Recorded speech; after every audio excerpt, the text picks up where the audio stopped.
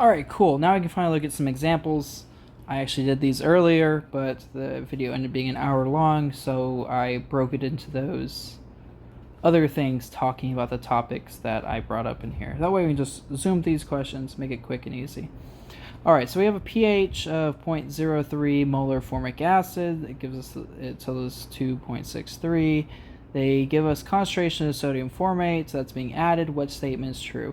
Okay, so here we see a classic case of we have an acid, and that breaks into H plus and A minus. What is going to happen when we add in more base? So we have this present, so then it's all equilibrated, but then we add in this. So now disturbing the equilibrium. When you disturb the equilibrium, it's going to flow in that direction. So the equilibrium constant doesn't change, but the position, that changes. Will the pH decrease? That's a good question.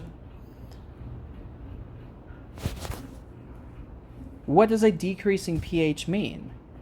A lower pH is more acidic because pH measures the negative log of H plus. So as this goes down, this value goes up because of that negative. So if pH is decreasing, we are gaining H plus. We are becoming more acidic. But because we added to the right side, the reaction flows to the left and we lose H plus. And that's A and C are saying the same thing. If H3O plus increases, then pH decreases. Does the amount of formic acid decrease? No, the reaction flows to the left, so we end up making more formic acid. What is the H3O plus of a solution that is this much HOCl and this much NaOCl? Well, we showed an expression for this, and that was because the Ka equaled the H plus times the acid over, nope, don't do that, times the base over the acid. That was the initial expression. This had the A minus and the HA. And if we were to remanipulate this, we get H plus equals Ka, and then acid over base. This is the expression I wanted to use. So H plus is going to be equaling 3.5 times 10 to the negative 8 times the concentration of acid, which is the one that still has its H, 0.01, divided by the base, the one that lost its H. Na is just a spectator, ignore it, 0.03, which comes down to being whatever this Ka value is of 3.5 times 10 to the negative 8 divided by 3. And this is what gives us 1.17 times 10 to the negative 8, which is our answer of E. Okay, we have a solution that's being made by combining these two together with a pH solution. So here we have a bit of an issue, and that's because concentrations are going to change. So we're starting with 0.10 molar of this 500 ml solution. So that's a 500 ml solution. But when you're adding that 300 ml to it, it is now being diluted by 800 ml. So now we have a new solution. You can figure out this equation pretty easy with MV equals MV, saying the, if you take molarity, times it by volume, that gives you moles. This just tells you the amount of active ingredient is the same before and after dilution, so you have the same number of moles on both sides. What's really useful about this expression is it doesn't have to be molarity. You can do any unit for concentration, so I often write CV equals CV. So maybe this can be in percentages and this can be in ounces, which is disgusting, but you still get percentages and ounces. That can be useful for doing dilutions, for maybe applying a pesticide. It could be used in allocating out a medicine. If you know a specific milligrams per kilogram, you can use this to scale up whatever you need to scale up. Okay. So this gives me my new concentration of HF. So we do the same thing with NaF. So we have 0.15 molar times 300 mils divided by 800 mils. And this gives me my F minus. So let's set this up into a useful expression. It's asking for pH, So I'm going to use the Henderson-Hasselbalch equation because that's just solving for pH. So pH is going to equal the pKa plus the log of base over acid. So pH is going to equal the negative log of 7.2 times 10 to the negative 4. I do recommend putting in parentheses. Sometimes it'll group it like with a 7.2. Sometimes it'll keep going. Sometimes it'll group the rest of your expression if you don't otherwise say anything. So then plus the log of base over acid. You notice they both have that 800 mils term in it. So that's just going to be irrelevant. But I'm going to write it out anyways. 0.15 times 300 divided by 800. And then for our acid, our HF, we have 0.10 times 500 divided by 800. So we see that term's irrelevant, and we'll see that that log just boils down to, let's see if I can do math. This looks like log of 45 over, let's see, move that over 2 places, 45 over 50. Okay, so let's evaluate the rest of this. Alright, so the negative log of 7.2 times 10 to the negative 4 is giving me 3.14267 blah blah blah. Then I'll plug this part in. This guy is equal to 3. Actually, I had never solved it. I just plugged it in. Okay, anyways, when I plug this in and adding it to that number, I get 3.0969, which is approximately 3.10. Answer choice is B.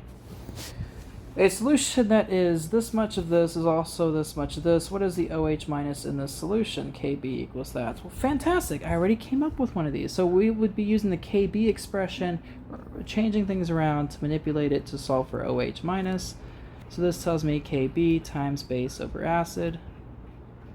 So the OH minus concentration is going to equal 1.8 times 10 to the negative 5 times the concentration of base, which is our NH3, which is 0.2 over 0.30. You can tell base and acid because this is missing a proton, this gained a proton, the Cl is a spectator, ignore it. Acids gain, or acids have an extra proton they give up. So this one has an extra proton, this is missing a proton. What misses the proton is a base, what has the extra proton is an acid. So base over acid. And this gives me a concentration of 1.2 times 10 to the negative 5, which is B. What's the pH solution that is 0.3 of this and 0.15 of that, and it gives me KB? Okay, well, we could solve this a few different ways. I could use the Henderson-Hasselbalch equation, hell, but I'm going to use the equation we just used because I can. But this time that means we're solving for OH, and we're not even solving for pH. But you can use the Henderson-Hasselbalch equation. The problem is that you would have to use its base form, and its base form solves for POH, and you have to convert it over to pH. Not an issue. You could totally do that. I'm going to set this up a different way because I can. Okay, so I want to do KB, which is 4.2 times 10 to the negative 10. And I want to do base over acid. Okay, so the aniline is an acid. You can actually see that this has one extra proton than this guy does. So when I'm setting this up as base over acid, I want to say it is 0.30 over 0.15, which is just 2. Okay, so the OH concentration is equal to 8.4 times 10 to the negative 10. That's nice. That makes it a bit easier. And now from here, I could either convert this into the H plus concentration and then into pH, or I can convert this into POH and then into pH. Take whichever route you'd like. Again, you could use the Henderson-Hasselbalch equation, the base version of it, which would have solved directly for that, and then you just have one step here, but I just didn't want to look at the numbers. I'm going to change this into POH because I don't want to look at these big numbers anymore. So we're going to do the negative log of our OH to give us POH. And when I set that up, I end up getting 9.0757 blah blah blah, whatever. And we know that pH plus POH is equal to 14. So I'm just going to subtract 14 from this. I know that's backwards, so that gives me a negative 4.9, but because I did it backwards, it's actually positive 4.9. You just do these in the fastest way you can because no one wants to waste time doing this. If you want to see what I just did and why it was wrong but why it works, if you take a number, say 2 minus 4, you're going to get -2. But if I was to take 4 minus 2, I get +2. So if you subtract things wrong, the only thing that changes is the sign in front. So because I had this value in my calculator, I just subtracted 14 from it so that I had less to type in, which means it'll give me a negative answer, but that's incorrect because I did it backwards. So yeah, fast way of doing stuff so you don't have to type it in again. Let's look at this next one. Solution is initially all of this. You're adding a bunch of solid sodium hydroxide, assume no volume change. Okay, so you're adding a strong base. Strong bases will react with acids. Remember, the acid's the one that's got the H on it. So this is going to react with that.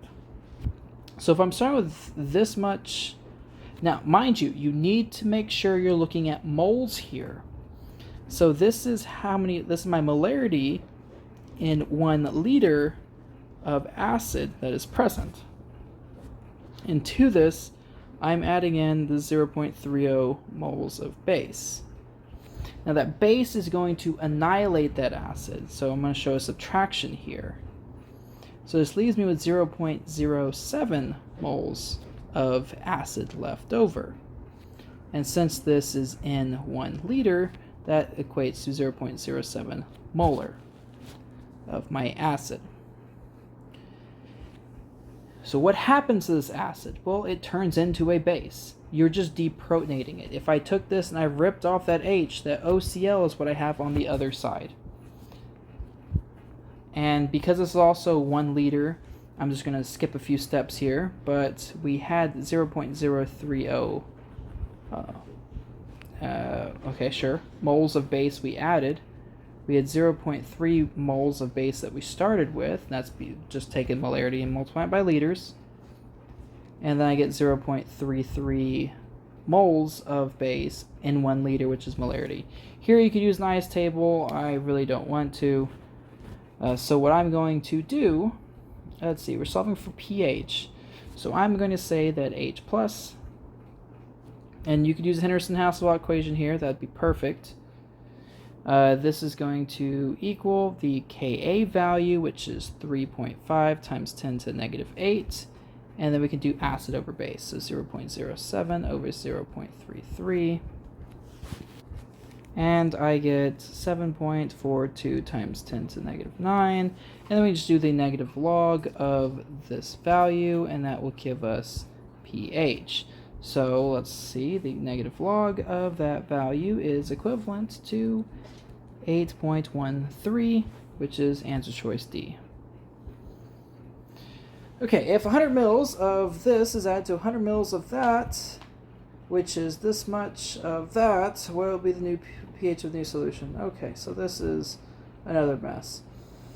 There is a shortcut that I can do for this, which is nice. That's because everything's using 100 mils. I can just straight up add these numbers together. That's not technically what you're supposed to do. If these numbers differed, you have to do exactly like we did in the previous problem, but I'm going to do it. And just kind of express why. Okay, so we have a 0.10 molars times the 100 mils of NH3. That's how many millimoles of NH3 we have. And this is forming, on the other side we have 0.10 moles times 100 milliliters of the conjugate acid. So cool, that gives me the other side. We are adding in HCl, which is going to take away from the base side because acids react with bases. So it's going to annihilate our base. So here I have 0.10 molar times, doing HCl now. So 0.30 molar times 100 mils of HCl, which means I'm going to be adding that to the other side. It's not even yeah, sure, whatever. I guess I can write it like this, because it's technically taking away from that, but this is from the HCl. The HCl is going to take that away. So then on the other side, we're going to add it in. 0.030 molar times 100 mils, and this is how much NH4 we are adding. So here we have 0.07 molar times 100 mils. Disgusting. And on this other side, we have 0.13 molar times 100 mils. But of course, we added an extra 100 mils to it. It's 100 mils plus 100 mils, so it's now 200 mils. So this gives us millimolar, because that milli is there, and molarity in liters is molarity, so this is millimolar. Millimoles, I should say, millimoles. So if we divide this by mils again, we're back in molarity, so this needs to be divided by 200 mils. And this side needs to be divided by 200 mils. Now, that's math I don't want to do. Now, is it hard to do it? No. Can you do it? Yes. You don't have to do it. In fact, I would have skipped it entirely and just skipped straight to the chase. And you can do that anytime all the numbers are the same. If you have 100 mils and 100 mils, if you have 50 mils and 50 mils, any case like that where you're adding things in equal amounts, we can just shortcut all of this. Because if I treat these like units, they can just follow along at the end and not do anything. So frankly, I'm just doing math right there. And the 200s is still important, but we'll get there when we get there. Well, at least it seems important. Anyways, this is asking for pH. So what can I do to solve for pH? Well, they give me pKb, or they give me Kb. I have a base in front of me. I have its conjugate acid in front of me. I can solve for all kinds of things, but you know what? I want to solve for OH. You know what? No. Let's solve for POH. So we'll use our base version of the Henderson-Hasselbalch equation. Any of these equations work. Just pick one and plug stuff in. Like there's so much snaking that can be done to get from one term to another. Pick any of these equations. They're going to work. So POH is going to be equal to PKB plus the log of acid over base. Let's plug things in. So POH is going to be equal to PKB is the negative log of KB. Now we're going to add in the log of the acid term, which is all this stuff here on the right. That's our acid. So we have the 0.13 times 100 divided by 200, and we'll do the base 0.07 times 100 divided by 200. This is the point I was making earlier. When everything is the same, it does not matter. That's just a waste of time. And then after I get an answer for this, I'm going to take 14 minus that POH, and I'm going to use that to solve for pH. So let me scribble down these two answers. Alright, so here I get 5.01 for POH. So 14 minus that is 8.99. D is my answer. Cool. Let's see, this probably says it. It is desired to buffer a solution of pH. This was originally approximate symbol, 4.30. What molar ratio? I think it was approximate. Anyways, what molar ratio of this should be used? Okay, so there's a few approaches I can take here. Now it wants the ratio of acid over base. So I would like to use an equation that already has acid over base, just because I don't want to be flipping things around. You can use the Henderson-Hasselbalch equation, but that's going to be base over acid. That's perfectly fine. Just do a reciprocal at the end. You'll get your answer. We can use our Ka equals H plus A minus over HA, but this is base over acid. Still got to do some kind of reciprocal. So which one has, and that's perfectly fine. Do whatever you want. But I've been doing this expression, so I'm going to do it again, because I'm very happy I discovered this today. Can't believe it took me so long. So if I take H plus and I divide it by Ka, I get my acid over my base. Okay, how do I get H plus? Well, that's just 10 to the negative pH. And Ka is 1.8 times 10 to the negative 5. Do not mess this up. You either need to bracket that, or you need to use a division symbol there if you're not bracketing it, so it moves it to where it needs to be. If you put multiply symbol here. If you type this in as 10 to negative 4.3 divided by 1.8 times 10 to negative 5, this is going in the numerator, not the denominator. So either bracket that so it stays in the denominator, slap a negative symbol in there so it stays in the denominator, or know that dividing by 10 negative 5 is the same thing as multiplying by 10 to the positive 5, and honestly, who cares? It's all the same thing. You could do that. In fact, if you were crafty enough and you didn't want to type this all into a calculator, you could absolutely be saying your acid over base is equal to 10 to negative 4.30. Move this to the top, so times 10 to the 5 over 1.8, and this gives you 10 to the 0.70, because you just add things together when they're up top and you're multiplying them, you add their exponents, over 1.8, and let me go ahead and type this in, 10 to the 0.7 divided by 1.8, and here I am getting 2.78, which is D. Sounds great. You could solve this multiple different ways, but at some point you have to have acid over base. I remember the first time I did this, I used the Henderson-Hasselbalch equation, so I got base over acid, so then I just raised everything to negative 1 power and I flipped it. That's perfectly fine. Just whatever you do, do not mess typing this into a calculator. It's really sad when you finally figure out like how to do this math, but you mess up on the calculator part. Don't let that be what messes you up. All right, how many moles of NH4Cl must be added to 1 liter of this aqueous ammonia to adjust the pH of 10? That gives a pKb value. You know what? I want to solve this kind of in the same way, don't I? Yeah, let's solve this the same way. Okay, so because buffers allow me to use this expression, let's do it. Let's do this. So this will be the HB plus, and this is the B.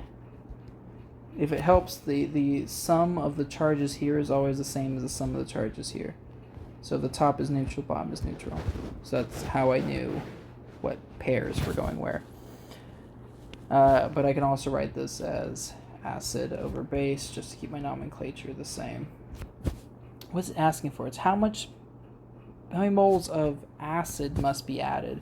So acid equals Kb times base over OH. Sounds good to me. Okay, so let's figure this out. So acid equals Kb was 1.8 times 10 to negative 5. The amount of base we had 1 liter of, and that's also important, because if this wasn't 1 liter, you're going to have to change the amount you're adding. It just becomes a mess. But 1 liter simplifies everything. All right, so the amount of base we have is 0.010 molar. How about how much hydroxide we have? So now we got to think about this. So it gives us a pH of 10. A pH of 10 means we have a pOH of 4, which means we have an OH minus concentration of 10 to negative 4. So I'm going to divide that by 10 to negative 4. Now here I can actually do this all without a calculator. So let me bring that to the top. So times 10 to the positive 4. Let me change this out, say 10 to the negative 2. And now I can just add up all their exponents. So I get 1.8 times 10 to the, I got negative 5, I got negative 2. So that gives me negative 7 plus a 4 gives me a 10 to the negative 3 moles. And technically this would be solving for molarity. That's the molarity of acid required. But since this is in 1 liter of solution, that's why this is also how many moles we have. Okay, so 1.8 times 10 to negative 3, that is D. Done. Fantastic. Which of the following acid-base pairs used in titration would produce an equivalence point of pH of 7? Okay, so I did not mention this. Equivalence point is when you add enough acid or base to fully react with what you started with. So like for example, if we started with 6 moles of a weak acid and we added 6 moles of a strong base. Let me actually write it that way. So any acid. Then we add a strong base, because you always titrate with at least one of them being strong. You end up having 6 moles remaining of the conjugate base. And you also made 6 moles of water. And you have some spectator ion present. So you fully used up your HA to turn it into A minus. You can also have maybe, say, 4 moles of a base, and then you react it with 4 moles of HCl. So then we end up getting 4 moles of HB. So yes, this is what happens whenever you find the equivalence point. It's not when things are equal, it's when you add an equal amount to what you started with.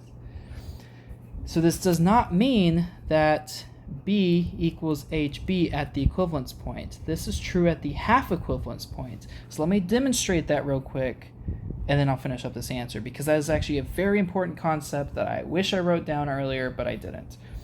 Okay, so the half equivalence point is like, let's say we have 6 moles of a weak acid, and you added 3 moles of a strong base, let's say sodium hydroxide, to that. What I'm left with, besides water and spectator ions, is a remainder of 3 moles of HA that did not react, and I have 3 moles of its conjugate, because the sodium hydroxide reacted with half of the HA.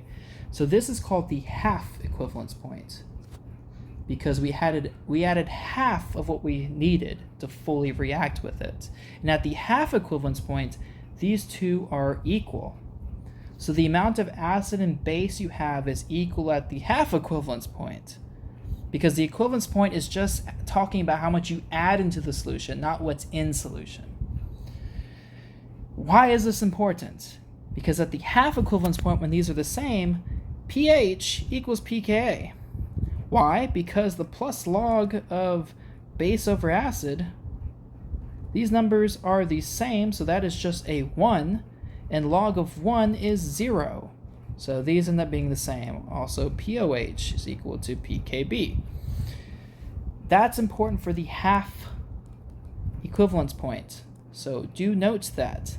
That is the half equivalence point. This is on a graph that's showing you buffering something. That's actually a terrible example. But the equivalence point is usually somewhere around here. And the half equivalence point is like in the flattest part of the graph. This is not a good example here because I drew a terrible one.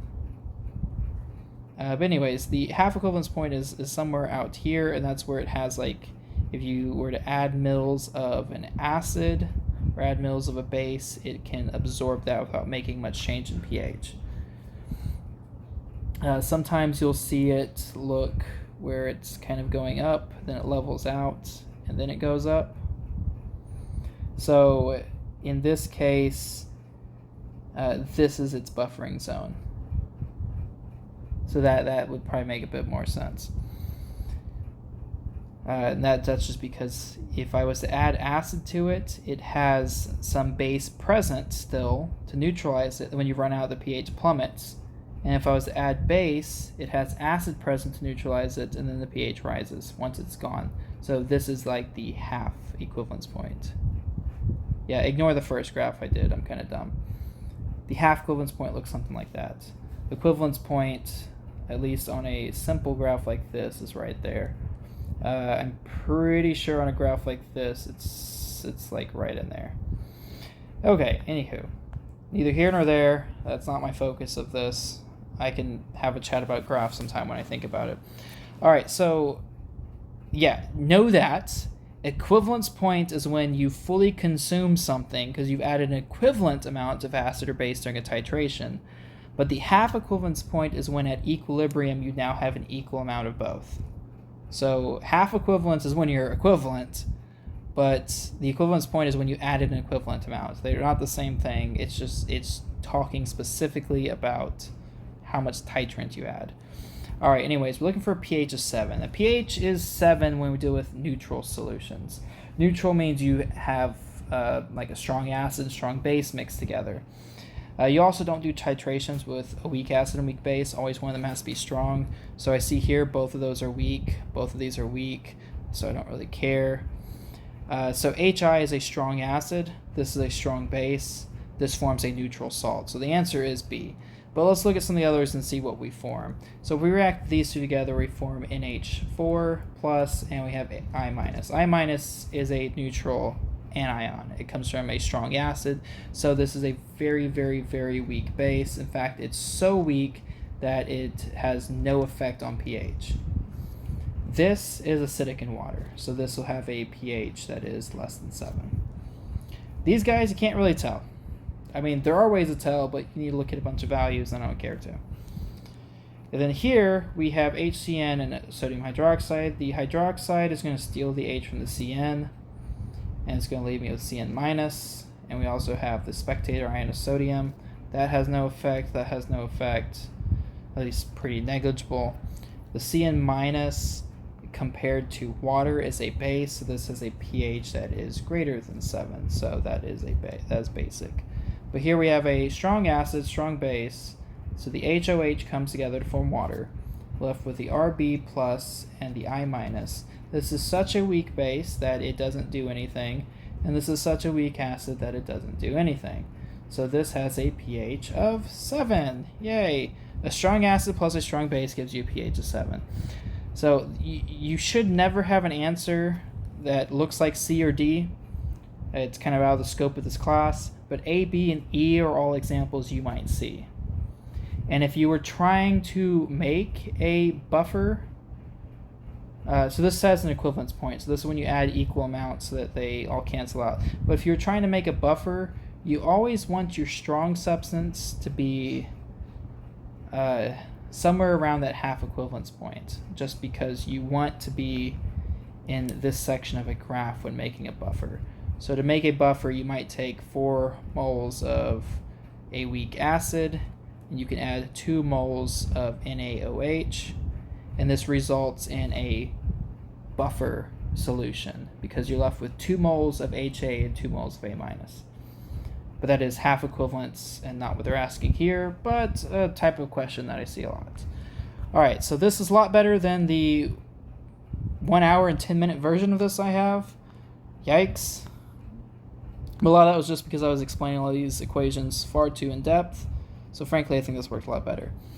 Anywho, I'm going to wrap it up with this. Have a good one.